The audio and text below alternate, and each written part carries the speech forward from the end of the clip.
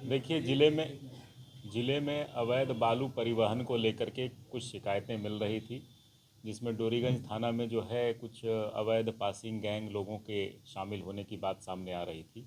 इस सूचना की पुष्टि के लिए अभियान 2 स्तर पर चलाया गया, जिसमें कि अवैध बालू परिवहन कर रहे ट्रकों को, ट्रैक्टरों को पकड़ा गया और साथ ही जो उन्हें लाइन दे रहे थे, जो पासर गैंग के लोग हैं, उनके विरुद्ध भी अभियान चलाया गया।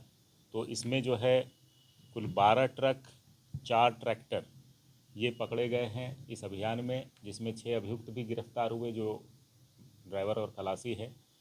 इसके बाद जो है उनकी शिनाख्त पर जो पास करवाते हैं उस एरिया से, जो कि ऑफिसर्स पे, थाना पे निगाह रखते हैं और पास करवाने का पैसा लेते हैं और इस तरह का अवैध काम करते हैं, वैसे 5 लोगों को जो है कल रात्रि में विशेष अभियान चला के एडिशनल एसपी सदर श्री राजकिशोर सिंह के नेतृत्व में टीम बना करके इसमें कार्रवाई की गई है। 5 लोगों को इसमें गिरफ्तार किया गया है और उनके मोबाइल चैट से इसकी पुष्टि हो रही है कि वाहन के रजिस्ट्रेशन नंबर और मोबाइल नंबर के आधार पर वो लोग ये कार्य करते आ रहे थे, जिस पर जो है लगाम लगाने का प्रयास सारण पुलिस कर रही है। इस गैंग में और भी कई लोगों के शामिल होने की सूचना है, जिस पर हम लोग कार्य कर रहे हैं। तो ये किस तरह से पास कराते थे और क्या रकम लेते थे?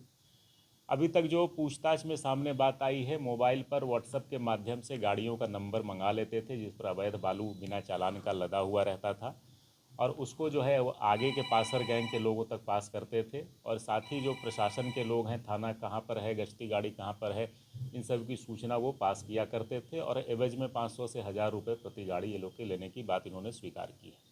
कहाँ के रहने वाले हैं? सर, क्या लगता है ऐसी कार्रवाई ये सभी डोरीगंज के रहने वाले हैं। ऐसे कार्रवाई से अंकुश लगेगा बदमाश है? बिल्कुल अंकुश लगेगा, आप आज जा कर के वहाँ देख सकते हैं, सन्नाटा है। थाने की भी संलिप्तता कुछ रही है इसमें? बिल्कुल, इसमें थाने की और अन्य कर्मियों की संलिप्तता की बात अगर सामने आती है तो उस पर भी हम लोग कार्रवाई करेंगे। इसमें कोई भी जो शामिल होगा बख्शा नहीं जाएगा। इसके पहले ही कड़ी में हमने वहाँ पे जो ड्यूटी में कार्यरत थे सभी होमगार्ड्स को हटा दिया है और इसके अलावा जो पदाधिकारी इसमें संलिप्त होंगे उस पर भी कठोरतम कार्रवाई की जाएगी।